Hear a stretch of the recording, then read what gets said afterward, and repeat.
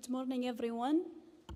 Distinguished guests, dear friends, on behalf of the COP28 incoming presidency, I would like to extend my gratitude for having me here today to discuss a very important aspect in the context of ambition and implementation. Today, we stand at a pivotal juncture in the timeline of our planet. This is not just another decade, but a critical period for a decisive climate action. The most recent IPCC report have already made it crystal clear that we are way off track.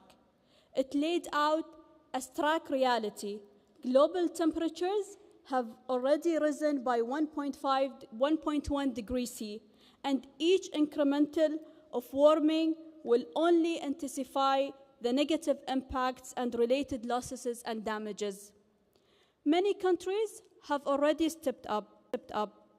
Colleagues, the science is clear.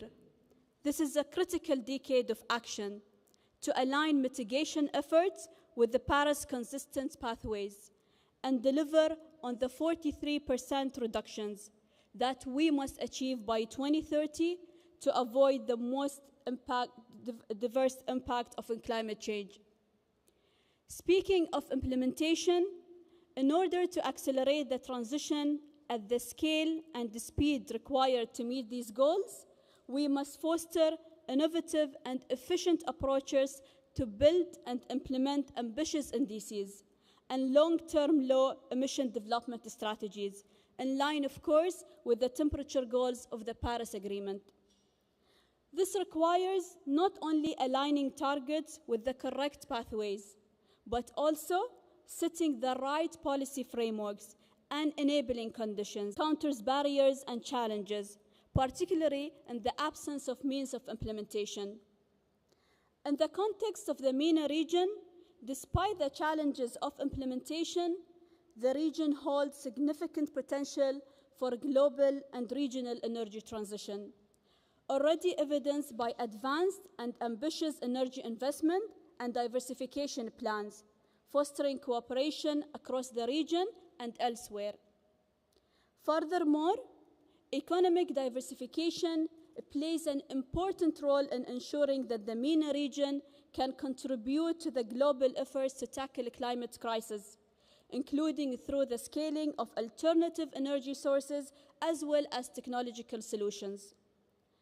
It is also imperative to emphasize that beyond mainstreaming the transition of the energy sector across the economy, it is critical due to the region's unique challenges that this is undertaken from a lens of enhanced resilience to ensure harnessing the opportunities in the transition and minimizing its social and economic impacts.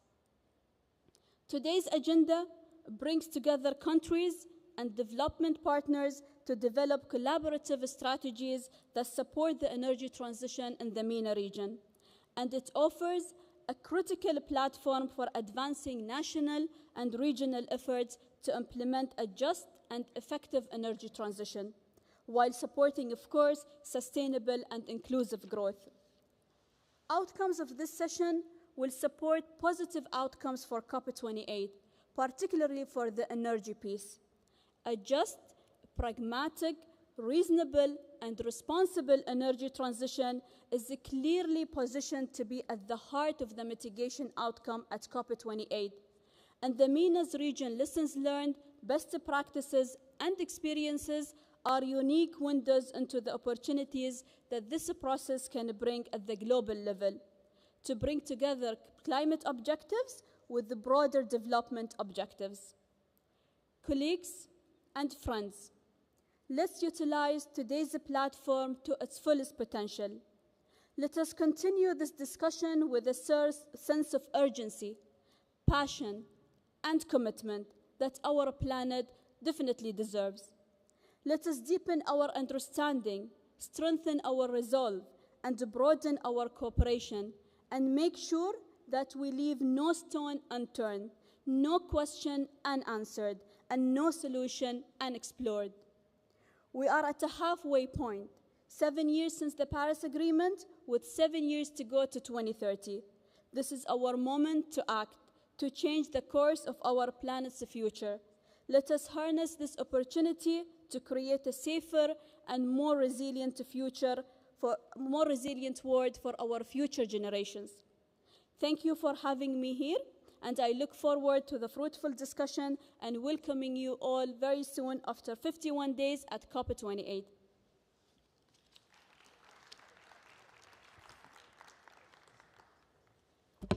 Thank you very much, Iman.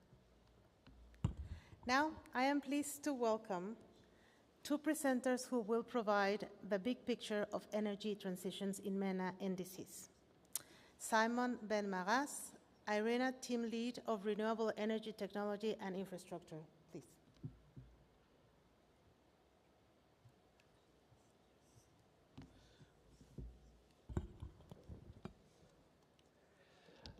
Thank you, organizers. On behalf of the Director General Francisco La Camera of the International Renewable Energy Agency, I'd like to extend sincere thanks for hosting us today in the Kingdom of Saudi Arabia, along of the organizers of MENA Climate Week.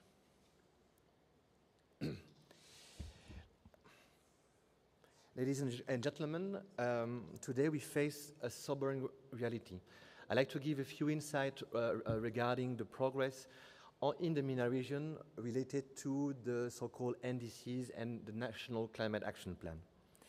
Current climate pressures, as you know, will not be enough to meet the Paris target by mid-century. As of COP27, and we hope many good news next month in Dubai, we face around a 60 gigaton emission gap by 2050. This is more than just a number. It's a wake-up call. The MENA region, endowed with the abundant resource and talents, play and will play an important role. The goal will be to turn pledges into action in order to close the emission gap. It is critical to understand the relationship between the nationally determined contribution and the long-term low-emission development strategy, the LTLEDs, when discussing the Paris Agreement. Every 5 years, NDCs serve as a short-term compass, guiding countries in their immediate climate action. LTLEDs, on the other hand, are long-term maps that provide a holistic framework for achieving low-carbon, resilient society by mid-century. When these come together, the real magic happens. Aligning NDCs and LTLEDs can act as a multiplier in the MENA region, where we have both burgeoning renewable resources, functioning markets, and as well extreme vulnerability to climate change. Climate change is not a distant threat in the MENA region. It is a pressing issue with far-reaching consequences.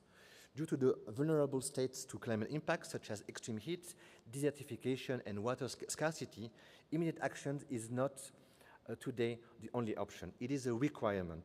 Given the geographical condition, it can provide unparalleled opportunity in solar and wind energy. And for that, the significance of NDCs in the region cannot be overstated. They are more than just a compliant mechanism. They are a roadmap that can be taken advantage to local conditions to achieve both mitigation and adaptation goals. Transitioning to solar energy, for example, can not only reduce emissions, but also free up water resources that will otherwise go into the traditional energy infrastructure. And these water resources are critical for water-stressed areas. With rigorous data at our disposal, the story is clear. The 2020s are the pivotal decade for climate action. Annual emissions are projected to fall to 34 gigatons by 2050 under IRENA Plan Energy scenario, which is the business as usual scenario, compared to the 1.5 degree, which aim to reach zero emission targets by 2050. Mathematically, achieving net zero emission requires steep emission reduction that is heavily weighted toward 2030. This decade will be guided through, by rigorous data monitoring, radical collaboration among countries, and commitments to large-scale immediate changes that realign our carbon budgets. It is required by the data, and future generation relies on it. The MENA region, as you know, is at the crossroad in terms of this energy and economic future. With a long and rich history and expertise in fossil fuel sectors, the region is uniquely positioned to shift away from traditional energy sources to be a global leader in the energy transition, leveraging the fossil fuel legacy to pave the way for a more sustainable and economically resilient future. The MENA region is seeing, according to our analysis, an increase in the setting of renewable targets, which are encouraging but still far from sufficient. While the world has ambitious plans for renewable capacity, the focus remains remarkably narrow, both in terms of geography and technologies. Despite its significant solar and wind potential, the MENA region only accounts for around 3% of all targets globally. Furthermore, technological concentration is limiting. The majority of the global capacity by 2030 is aimed at solar PV and offshore wind, owing to their declining costs. Recent updates to the Middle East and North Africa NDCs show increased mitigation ambition, but still fall short of what is needed to achieve net zero emission by mid-century. Under a BAU scenario, GHG emission in the MENA region will actually triple by 2060 compared to the baseline of 2000, exacerbating the region's already severe, vulnerable state to climate impacts. Mitigation strategies have enormous untapped potential, ranging from large-scale renewable projects to localized climate-resilient urban planning. By doing so, the MENA countries can not only help to reduce global GHG emission, but also correct its true carbon-to-income growth trajectory. There are good news, such as the global advances in renewable energy technologies in terms of cost and performance, which today represent, and we saw it this morning, an unprecedented opportunity for the MENA region to leverage its existing portfolio and tap into its vast renewable energy potential. To be clear, renewable energy is no longer the energy of the future. It is the most financially prudent option in the region today. In case of transitioning, becomes even more compelling given the region's abundant solar and wind resources. The financial imperative for the MENA region are also stark. We're talking about investments globally of approximately $1.7 trillion per year on average to meet the 1.5-degree targets. The story is today not about, is more than just shifting resources. It is also an intelligent allocation to reduce the risk of stranded assets in a world that is fastly decarbonizing. Nationally determined contribution in the MENA region should be multidimensional, incorporating strategy for climate resilience as well as mitigating climate emissions. Renewables in that sphere provide a unique opportunity. For example, solar projects can be deployed in a remote or vulnerable community. And furthermore, distributed energy sources can improve energy security by reducing the reliance on centralized fossil fuel-based infrastructure. Clear policy are essential for the success of this story. Due to the lack of local expertise, and the dedicated training program are required. Next, increasing grid capacity entails not only adding power, but also efficiently transporting it, which necessitates modern infrastructure and smart grids. Finally, high capital necessitates novel financing methods such as public-private partnership and green bonds. To summarize, the MENA region is at the crossroads that necessitates governance reform, strict mitigation targets, and adaptation strategies. We have the chance, and this week and at COP, we'll discuss, let's say, how to set global standards to address those challenges. This is a team effort that requires all stakeholders to work together to ensure that the MENA region long-term vulnerability is addressed and that economic development is increased. Thank you for your dedications. Let us seize the solutions that are available. Thank you so much.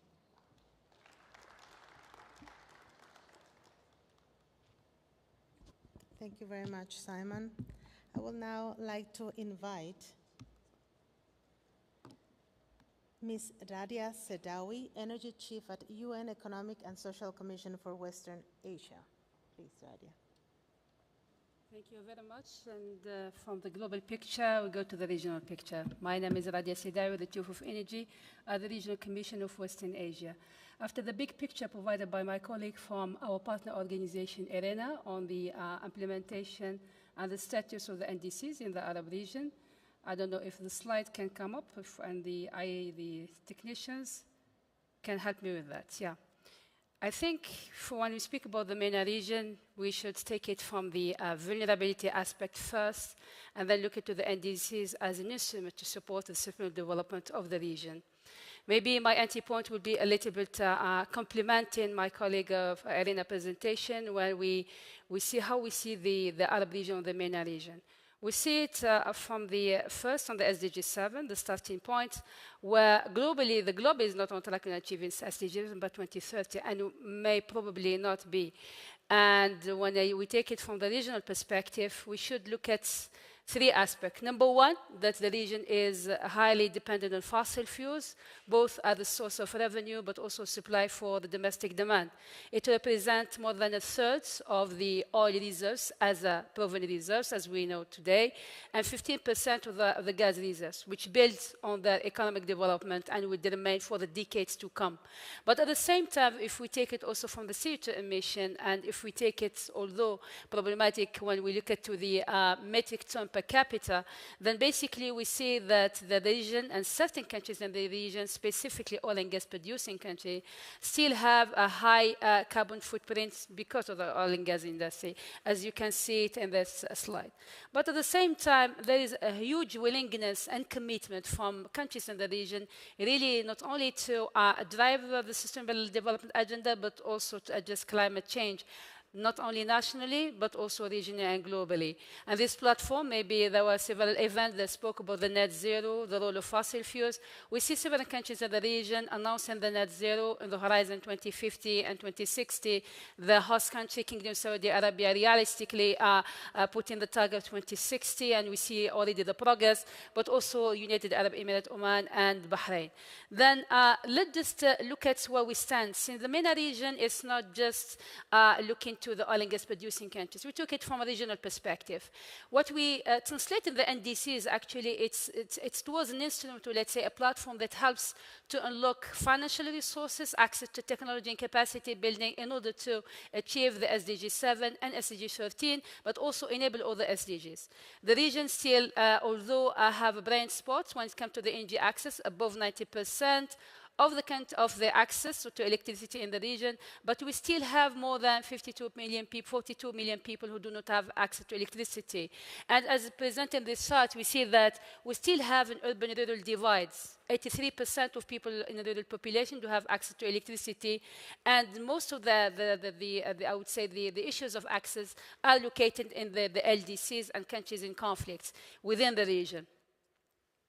At the same time, we cannot speak about access to electricity without clean cooking, and these two extremely interlinked. We have seen certain initiatives announced yesterday by the Kingdom of Saudi Arabia in how to support the African continent in addressing this access gap, but also in certain Arab countries. And we see that as of the target of clean fuel technologies, although above the global average, but we still have a rural-urban divide. More than 21% in the region do not have access to clean fuel and technologies, but most of them are located in rural areas and countries in conflict.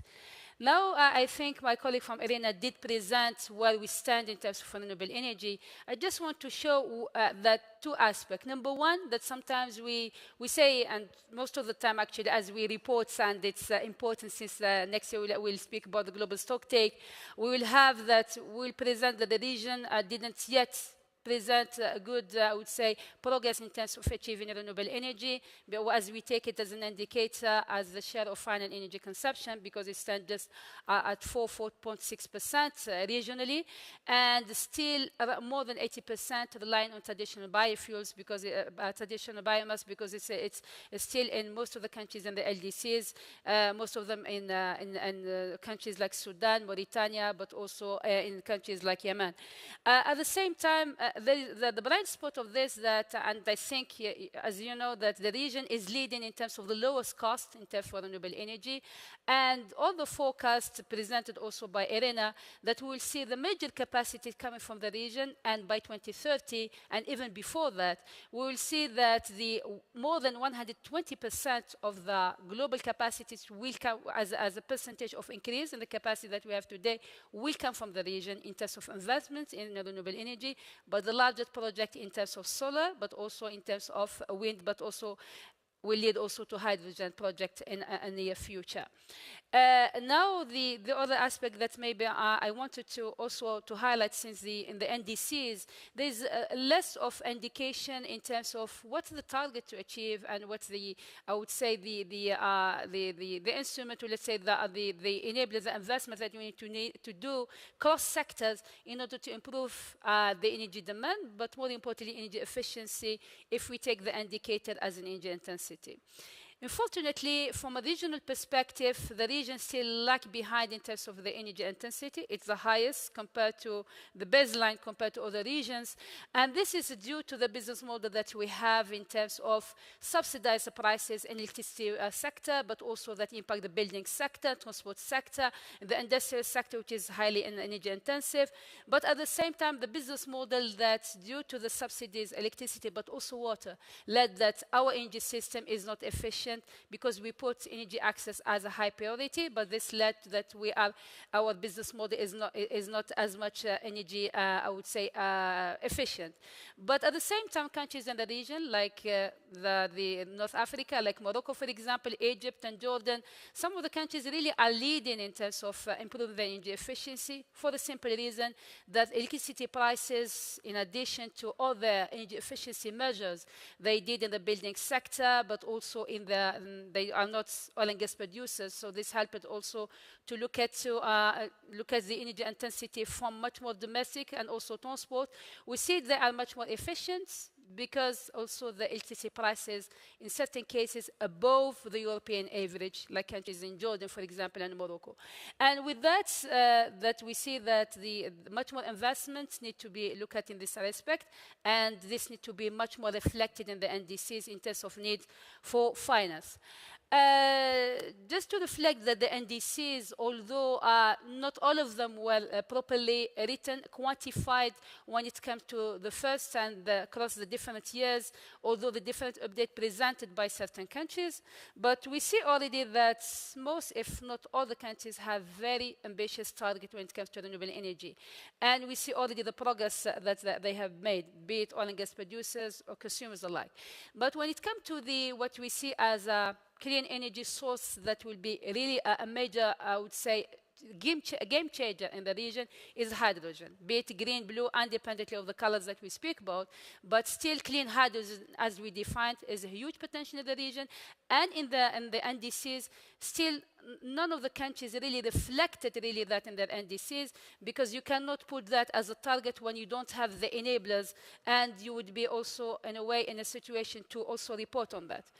The other picture of the NDCs, and this is what I really like this slide, because it shows that how the NDCs evolved in the Arab countries, and how we really, while understanding the commitment that we need to make from the climate change, but also our role to address the CO2 emissions, specifically from oil and gas producers, we see that all of them not only put a target in terms of CO2, reducing the CO2 emission. Some of them, if not all, put a target also in terms of the CCS as really a key instrument for carbon removal, and also set targets for the net zero at 2060 and 2050. But in the NDCs, obviously, the targets were more on looking at the carbon removal and greenhouse gas emissions, so that it was quantified. But at the same time, look at how the targets that we put in place in terms of economic diversification, and how we move in somehow from oil and gas as a major source of revenues. Now, maybe because when you speak about the NDCs, and because we need to report also, if we use the global stocktake as a platform, we should bear in mind that one of the major constraints that we face in the region, and specifically in certain countries in the region when it comes to put their NDCs, because there's an issue of the vulnerability aspect at the outset.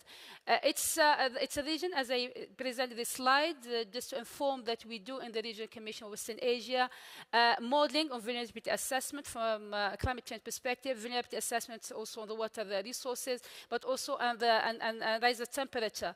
Just what we did this summer, we found out that when globally we speak about increase of temperature 1.18, in the region it's 1.82 degrees Celsius, which is the highest, obviously, globally. And it's evolving in the coming decades or centuries. So it shows that the vulnerability aspect should be and need to be, at the outset, is the enablers, or let's say, not the enablers, but let's say the motivation in a way that what we need to put at the outset in our NDCs, in order, be it, I mean, from the perspective for oil and gas producers, or let's say rich and least developed countries, we all have the same vulnerability when it comes to the climate change. We do share several vulnerabilities that we always try to communicate from a regional perspective, that what's reflected in the NDCs, and when we try to sometimes not quantify it, because it's really difficult to quantify adaptation and mitigation together in a region which is extremely vulnerable from water scarcity. You have 13 countries in the region. Globally, the most scarce countries globally, starting by Bahrain, finishing by Tunisia. We have also, as I indicated, increased heat, land degradation, desertification, food insecurity, but at the same time, we have issues in terms of long-term damage to the ecosystem, and because we live in an area very vulnerable. But at the same time, other aspects that we find them in the region, I think we witness several, I would say, natural weather conditions that we had, and that changes, be it in North Africa and the Mashriq, but also in the GCC, which you cannot necessarily focus and plan for it. At the same time, we do have social inequality in the region, and we have countries who still do not have access to health, education, and so we cannot put all of that in a regional perspective, saying how the MENA region would cope with delivering on their NDCs when it's a region which is vulnerable. So that's why, let me just to put, when you speak about the NDCs, the challenge of quantifying the needs to implement these NDCs. I certainly indicated that sustainable development goals and how energy enables the social economic developments of the countries in the region is our priority, why climate obviously is part of this equation. But at the same time, in the NDCs, there were commitments to really unlock finance to support countries in the region. So just this is the work that we try to do with partner organizations to look at how the countries in the region were able, some of them, to quantify in their NDCs the need for finance. But when we look at the global perspective, we speak about $570 billion as a total finance required for NDC implementation that was quantified just in 11 Arab countries. The others didn't quantify that, or the finance was not priority in their NDCs because they do have the capacity. However, if you, from this amount, we have just $62 billion from public international climate funds received just in 10 years. So you see that since the time we speak about the NDCs and the implementation, we just like there's nothing that comes specifically to the region. At the same time, when it comes to the flows that come to the LDCs, even less. We try to see how this comes, because if countries in the region need to deliver in the NDCs, then as quantified in the NDCs, then they need to look at which kind of finance, the quality and the quantity. I spoke about the quantity, but the quality. If it's just looking to debt financing, so this is what is coming, less of them coming as grants, and it's really, as presented in the slide, we see that the public sector finance is not there and not mobilized yet.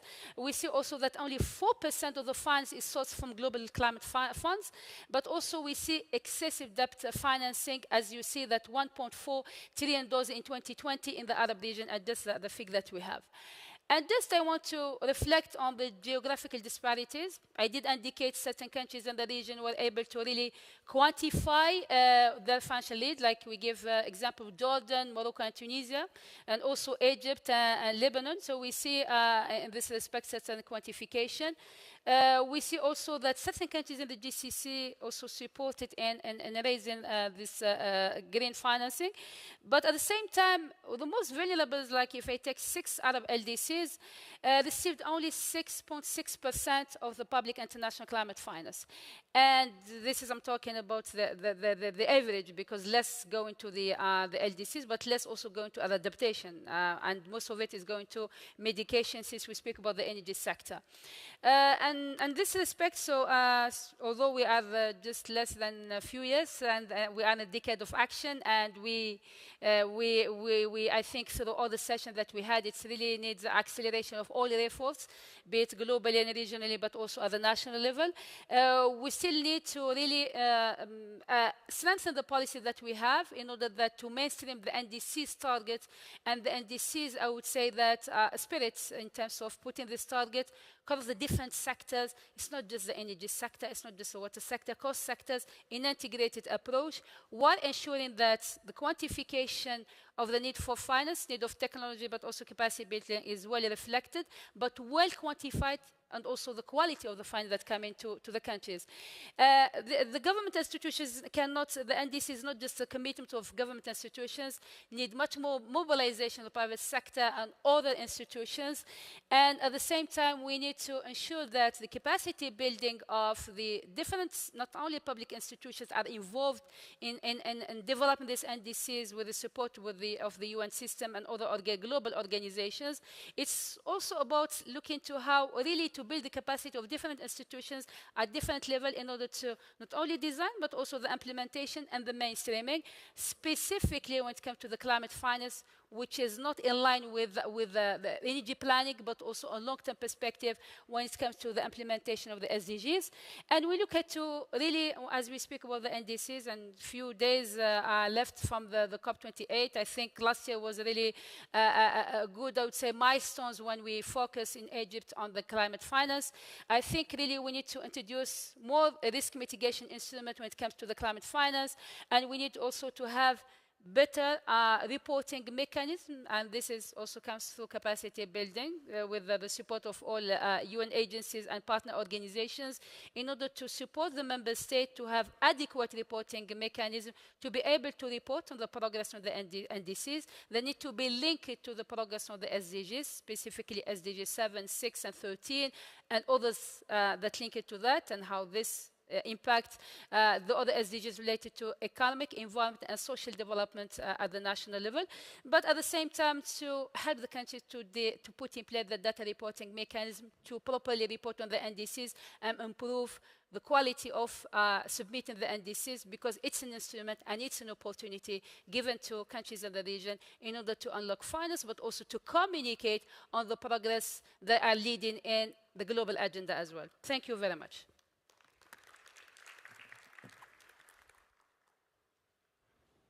Thank you very much, Radia. Thank you very much, Simon. So now that the scene has been set, let us continue with the next part of our event, where I will pass the moderation to Mary Awad Menasa, Senior Climate Action Specialist at the UNFCCC Regional Collaboration Center for MENA and South Asia. And I will also invite our distinguished panelist, Dr. Abdullah Al-Subaye, Director General, Sustainability and Climate Change at the Ministry of Energy of the Kingdom of Saudi Arabia. If you can please come in. Thank you very much. I call back Ms. Radia Sadawi, Chief of Energy in UNESCO. Engineer Ayman Refaye, Head of Carbon Credits Department at the Ministry of Environment in Arab Republic of Egypt. Thank you very much. Youssef Mouajed, Director of the Directorate of Climate Change at the Ministry of Environment in Iraq. Thank you very much and welcome. Mr. Mohamedou Sow, Deputy Director of Climate and Energy Economy of the Ministry of Environment and Sustainable Development in Mauritania. Thank you, Mohamed. Adel Abbas, Regional Climate Change Coordinator of MENA of the World Bank. Thank you very much. And last but not least, Dr. Kishan Kodai, Regional Coordinator and Team Lead at UNDP Regional Hub for Arabs. And what needs to be taken into consideration when planning for the energy transition? Thank you very much. And let me start by thanking our presenters. We had two excellent presentations, which I think paint the overall picture. Radia was talking about the region, and you could see even within the same regions, different situations in terms of access to energy, in terms of the requirement of financing. It caught my eyes, the slide where you listed all the vulnerabilities, and the first one was water scarcity. So these are what in the climate change domain known as national circumstances, which in essence requires a wide range of solutions. That's what we in Saudi Arabia define as the circular carbon economy approach, which is basically having all the basket of solutions, and then based on your national circumstances, you plug in your initiatives, your projects into implementing all of them. In Saudi Arabia, we updated our NDC to 278 million tons per annum by 2030. We launched our be it blue or green hydrogen productions. We also have started on the energy efficiency along other initiatives to tackle the energy intensity in the regions. So these are examples, big examples of the sorts of solutions and initiatives launched in Saudi Arabia. We also looked at the regulatory frameworks and the governance. So the Saudi Green Initiatives has the whole of a government approach where different government stakeholders, different private sectors are governed within one big initiatives so that we could look at what are the gaps, what are the requirements, what are the enablers that are needed in all of these tracks, whether it is renewable energy, energy efficiency, carbon capture, all of them. Not only that, but also looking at the adaptation part and also into the nature-based solutions. So these are the frameworks within the Saudi Green Initiatives that also that are taking Saudi Arabia to achieve its NDC. Thank you so much for this very rich intervention. So what I hear from you is setting the goalpost, setting the target, and then backtracking and assessing what are the gaps and challenges, and then creating those initiatives and assessing what are the technology needs accordingly is a useful way also to go about it. So thank you so much for this. I want to turn to Dr. Ayman from Egypt. So we want to hear from you on what the energy transition looks like in Egypt and how does that reflect in your current NDC, but also looking to 2025 and what could be the steps taken for the NDC update. Thank you, Mary, for your question. And let me start with greetings for your excellent presentation, Dr. Dalia. And I'll add my voice to Dr. Sebai, actually, because the Egyptian experience, it's not that far from the Saudi Arabian, and we are going together step by step. Even we reached the green hydrogen activities and signed a lot of memo of understanding within Sharm el-Sheikh. It's transforming now to be contracting, but on homework. NDCs, regular reports, national communication reports, and whatever it is. It's commitments, but under condition. Because the whole economies are not the same.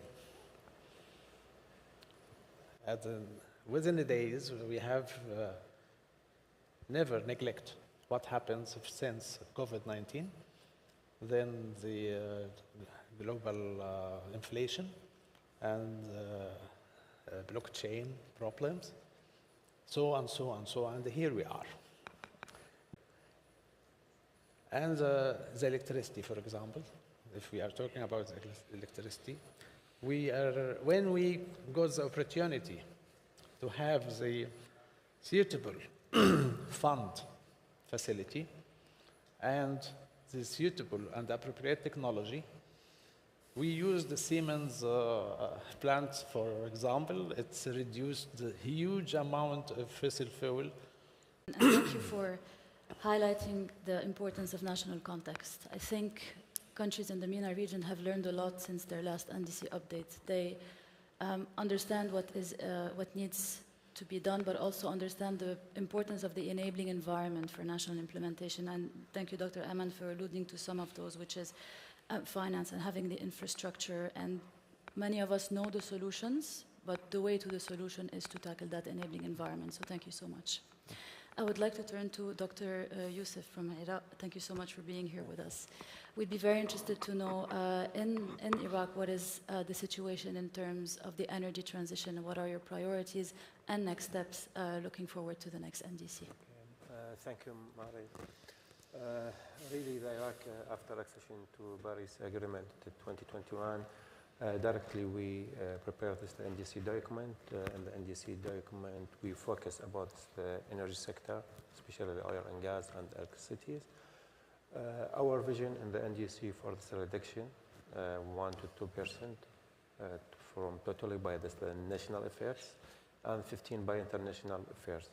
When we're talking about this, the energy, we're talking about this, the Ministry of Oil and Ministry of Electricity. Now we have a good progress with them, especially with the Ministry of Oil. We have this, a new project deal with about this, the investment in the flaring associated gas. Also, Ministry of Electricity now start for this implementing a new project about the renewable energy, about a combined cycle in the station of the electricity. When we're talking about the transition in the oil and gas country, we're talking about we need the plans, strategy, and document. Now in Iraq, we continue for complete this the NAMA document. In the NAMA document, we focus about the energy sector and how can this Iraq accelerate this transition in the energy. We have before the COP28 in the Dubai, we have this NAMA document. Also, we prepared with the support from the CTC and the technology assessment. We focus about the energy sector also, how can accelerate what we need of technology for the transition. Also, we now talking about this is the document, but also we must talking about the legal, about the law. Now we have the good progress now with this renewable energy and investment in the flaring and the methane.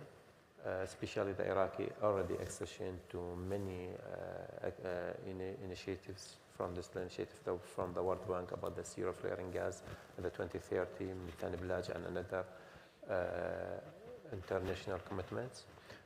I believe we can talking about this when we are talking about the update, the Iraqi NDC 2025. We can increase our ambitions, and we have this clear vision about how can the transition or accelerated transition to energy. Thank you so much for sharing your experience. What I take from your intervention, apart from the commonalities with Egypt and Saudi Arabia, which I understand from across the board technology is incredibly important in the years to come for the energy transition in the MENA region, but also you alluded to a regulatory framework for investment and the inclusion of the private sector in this exercise. So it's encouraging to see that those different parts that are needed to enable this transition are coming together in different countries in MENA. So thank you so much. I would like now to turn to Mr. So from Mauritania. We would love to hear from your side of the MENA region, how is the energy transition materializing and what are the next steps from your point of view looking forward to the NDC in 2025? Just one point, I understand, Mr. So, you will be making your intervention in French. So after your intervention, I will be glad to sum up the points in English. Please, you have the floor. Merci beaucoup. Donc, je vais vous partager un peu aussi la proposition mauritanienne ou l'ambition mauritanienne dans le cadre de sa CDN renouvelée en 2021. Donc, pour la Mauritanie, l'ambition d'atténuation, c'est de découpler déjà la courbe de développement du pays de la courbe des émissions de gaz à effet de serre. Et cette ambition, elle vise tout simplement, elle est basée sur l'augmentation du potentiel en énergie renouvelable dans le mix énergétique du pays.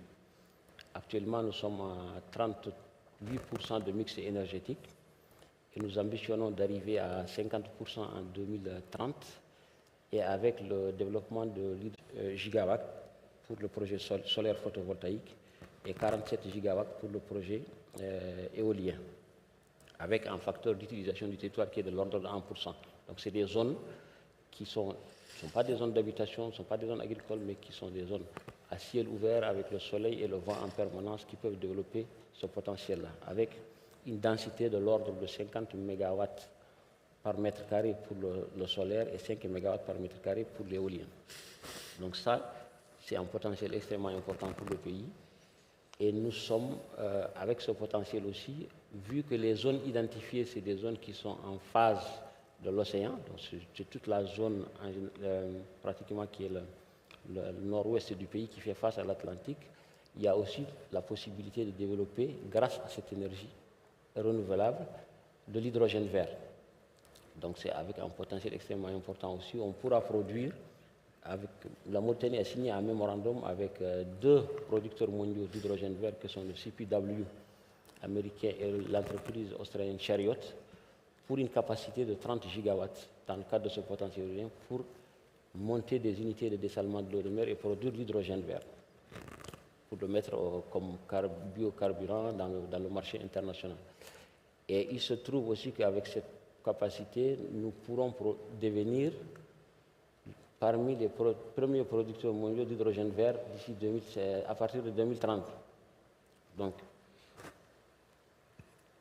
excusez-moi. Et donc, parallèlement à cette production d'hydrogène vert, il y a les dérivés qui vont être déduits de cette production, notamment l'ammoniac, qui sera utilisé aussi dans le cadre de la fertilisation de l'agriculture locale et qu'on exportera aussi sur le marché international. Parce que le potentiel estimé de ce projet est de 1,7 tonnes de millions d'hydrogène vert par an et 10 millions de tonnes d'ammoniac qu'on pourra produire par an. Donc ça, cet écosystème d'hydrogène vert est extrêmement promoteur et nous pourrons devenir à partir de 2030 le premier producteur mondial d'hydrogène vert au niveau de la sous-région. Parallèlement à ça, il y a aussi à admis ces matériaux comme étant un facteur contributif à l'effort d'atténuation du pays. Nous avons aujourd'hui des exemples de bâtiments, notamment le centre de tir des forces spéciales au niveau de Nouakchott qui est entièrement construit à base de ces matériaux. Et le premier prototype de bâtiment bioclimatique est en cours d'achèvement au niveau de Nouakchott. Parallèlement à ça, la Mauritanie aussi fait partie de l'environnement du Sahel. Nous avons actuellement bénéficié d'un financement de la Banque africaine de développement pour la région de 400 et quelques millions de dollars pour développer uniquement le solaire photovoltaïque dans la zone du Sahel. Et là, c'est une opportunité de faire accéder à près de 250 millions de personnes à une source d'énergie propre et faire du Sahel un hub d'énergie solaire à partir duquel la Mauritanie aussi sera un pays qui profitera extrêmement de façon importante de cette énergie-là. Donc voilà, donc avec tous ces éléments réunis, à partir de 2050, la Mauritanie pourra atteindre la neutralité carbone. C'est ça notre ambition au niveau de la CDM qui a été réactualisée en 2021. Je vous remercie. Merci beaucoup, Monsieur So. I will try to sum up your intervention in the best way I can. Mauritania's goal is to decouple greenhouse gas emission from their GDP and looking forward to the future. What I understand is there is a large renewable energy potential that can be tapped, large gigawatt numbers, but also one point that Dr. So made, there's a large green hydrogen potential in Mauritania as well, and they're really looking into this aspect to fast-track the energy transition in the country. It's an opportunity as there's a large also renewable energy intensity potential, and they aim to be one of the largest producers of hydrogen by 2030, which is very encouraging to hear. There's also the aspect of resources and minerals, which is being also studied, their use in different sectors inside the country and how to develop the local capacity to be sure to tap into all of these potentials at the national level, aiming towards lower emissions by 2050. So thank you so much, Mr. So. This was very interesting to know. Also, again, alluding to the aspect of technology and what are the needed capacities and local contexts in order. Let me start off by saying things that we already know. We all know that many of our NDCs in this region are not as ambitious as they could be. Even when there are ambitious targets and commitments, they're not specific, they're not always comparable.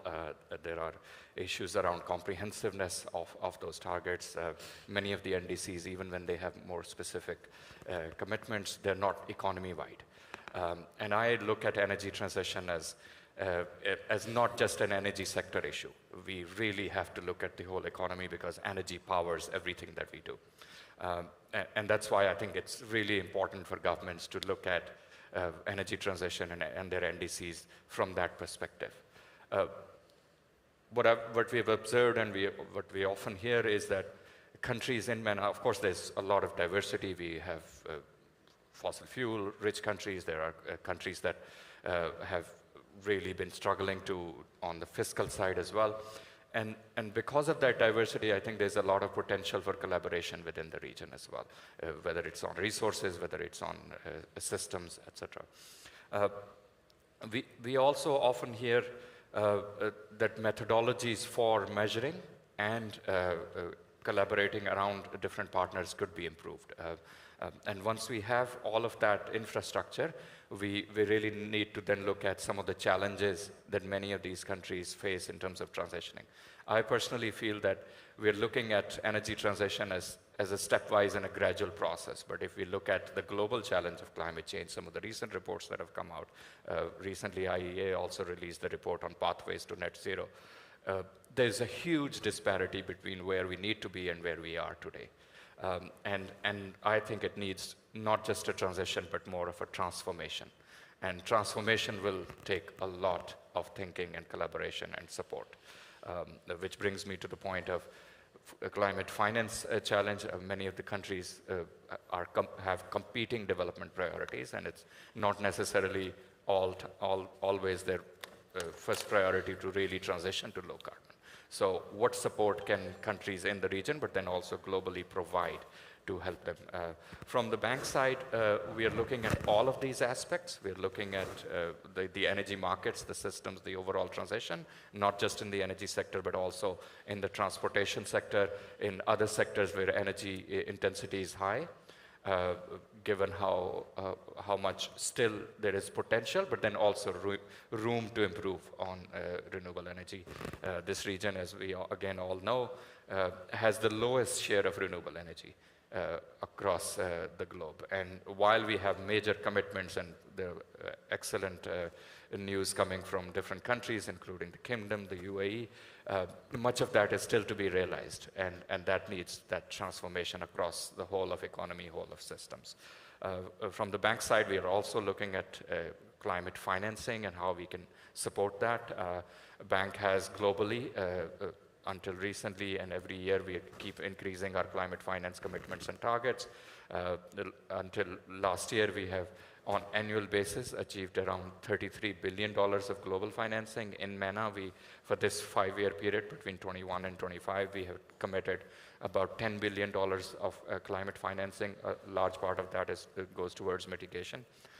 We're also looking at how we can bring in private sector and other players to cooperate as well. And then World Bank from private sector side, but then also with our institutional arm, that is MEGA, is looking at de-risking mechanisms. So there are lots of challenges, but then of course there are solutions and areas of improvement, both from setting the right targets, clarifying the ambition, bringing in other partners, and then providing solutions such as financing and private sector to really participate more actively in what I call a transformation. Thank you. Thank you so much.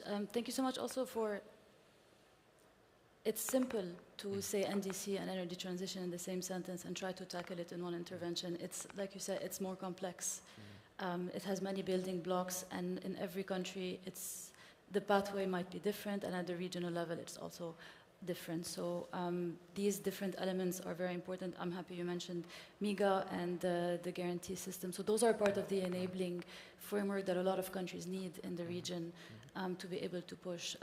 Like I mentioned before, most countries in the MENA region now know where they want to go. And this opportunity that is climate action into reflecting into what development is and tackling energy security, tackling energy access while making sure we reach the goals of the Paris Agreement is a complex issue, but with a multi-partner participatory approach, everybody understanding the goal setting that the NDC is, it is closer to achieve. I would like now to turn to Mr. Kishan from UNDP. It would be great to hear from you as a supporting organization in the region, your experience, what have you witnessed in different countries around this region in terms of how they are going about this energy transition, and what are your views in terms of what is needed to go over these challenges and barriers? Thanks so much. So I think definitely as the UNDP, our main focus is really on closing this gap on capacities. There's a big capacity development gap still. I think that's partly to do with the low uptake so far on renewable energy and the gaps to the targets by 2030. Institutional capacities, policy and regulatory implementation capacities, but also at the community level. So a few things. We're proud to have cooperated with the Ministry of Energy, the Kingdom of Saudi Arabia, for many years, I would say over the past decade plus, on collaborating on implementing the now famous, actually, National Energy Efficiency Program. I think this is really one of the bright spots in the region and globally, and take the opportunity to congrats to our partners, actually, on this initiative. This has been a collaboration where we've actually jointly developed the capacity of this center from like 10 years ago, but also providing technical assistance for many of the national strategies and policies that came from this. So just one example that came from this is one of the flagship activities under the NDC of Saudi Arabia. So reducing the energy intensity of growth in specific sectors, practical thing, air conditioning, just as one example. Shifting to more energy efficient air conditioning, transport, buildings, etc. I think having these centers of excellence, in my mind, much of this energy transition is really about the knowledge economy, actually shifting, building capacities and the knowledge within the region, actually, for the expertise to actually, and the partnerships, as you said, the South-South partnerships in particular, industry-government partnerships. So I think this is one example of establishing new institutions, whether it's centers of excellence, to serve as national hubs, actually, for advancing these strategies from a domestic perspective and regional collaboration. I think also an important piece is on sustainable finance, green finance solutions. So one thing we're doing to help implement NDCs across countries, across the region, is actually to help develop national climate funds. So we're working, for example, with in Sudan, the last number of years, we helped establish a national solar fund to crowd in many years, over the last decade in particular. And so a key priority really in implementing NDCs is how do we bring all of these innovation, finance, technology partnerships to really have energy transition and NDC implementation in a way that brings benefits to some of the poorest and vulnerable communities in the world, in places like Yemen, places like Lebanon, places like Palestine, Sudan, Somalia, and other parts of the region. And so this is a main priority for the UN Development Program. We have expanding country programming in all of these countries in trying to scale up solar solutions for clinics, for schools, for communities that have lost access owing to fragility and conflict, for displaced communities. Thank you so much, Kishan. I think going from climate terms down to these development terms that you've used and tackling the realities in the different countries in the MENA region is extremely important. And I think the climate change process and NDCs are an opportunity to bring all of that together and to fast track this implementation. Also, the point that you made that there are institutions and initiatives that are being established based on demand and based on trends that we are seeing in the region, and they have the potential to be replicated not only in different countries in the MENA region, but beyond also at the global level. So thank you so much for pointing this. I want to turn to Radia to give us your thoughts on what you have heard on this panel, and also from UNESCO's point of view in terms of what are I know you've already presented this in your presentation, but from what you hear, if you can give us your insights into what are the main challenges and hurdles to be overcome in the next few years, and what are the major opportunities for the energy transition. Yeah, thank you.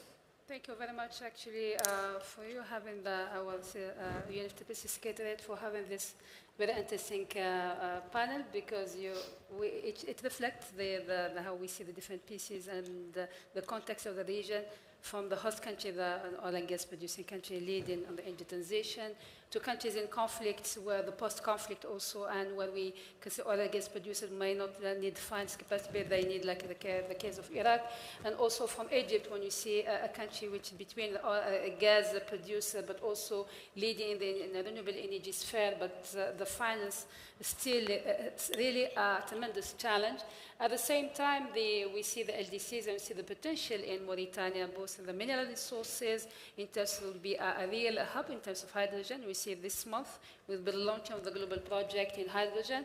And at the same time, it's a multifaceted vulnerability that we see in the LDCs in terms of energy access that need a huge, I would say, effort in order to support to address this access gap, but also partner organizations, Global, the World Bank, our sister organization, UNDP, on the work that are doing in terms of unlocking finance, supporting the countries at the national level, and obviously customizing solutions based on the national context.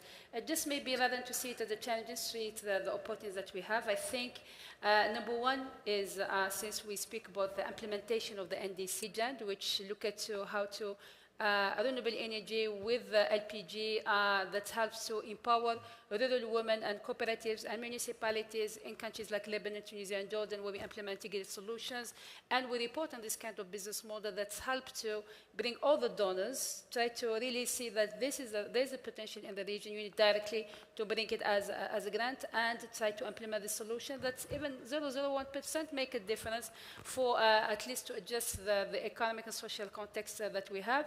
And at the same time, we tried also to support in the finance part on the debt swap, this regional initiative that the Executive Secretary of ESCWA is leading, trying to bring different donors and countries, especially in Europe, to, there's an example that we work in Jordan this, not only from the adaptation, but also the co-benefit side, and hopefully it will give a result in unlocking finance.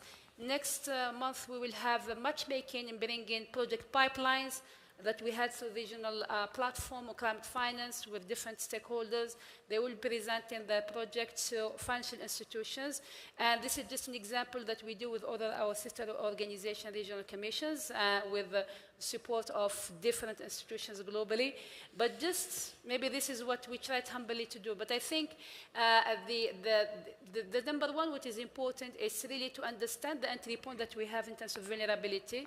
But at the same time, we, on the regional level and countries, all as represented here, they are committed to deliver on the NDCs because it's a way for social, economic, sustainable development. It's not about energy transition. I don't like the terminology. I like the transformation of the energy system for a more sustainable future. Transition may be a bridge, and bridge may not be sustainable. This is the way I define it, but we believe that energy transition pathways with us are different, depending on our national context. And that's why, so I said, we spoke about finance. There's the access of technology, as highlighted for the hydrogen parts in the region. There's a series of problems in terms of how to link the value chain, how to, not only the upstream side, the downstream side, which is the electricity and hydrogen, but also the upstream side, on the mineral side, that we have it in the region, and to build it in an integrated approach to deliver on the climate, but to deliver in a really in an inclusive and just, and to have the right to be a bigger player in this global world. Just to highlight that work that we do with the Kingdom of Saudi Arabia, our host, I believe, as presented by the ministry, that the CCE, the Circular Carbon Economy Framework, and I insist on that under the 4R, it's not just a solution for oil and gas producers, it's really a solution that speak on how the world needs to transform its energy system. The system will rely and continue relying on oil and gas resources for the decades to come. And the oil and gas is what we will today and what the setting that we have here.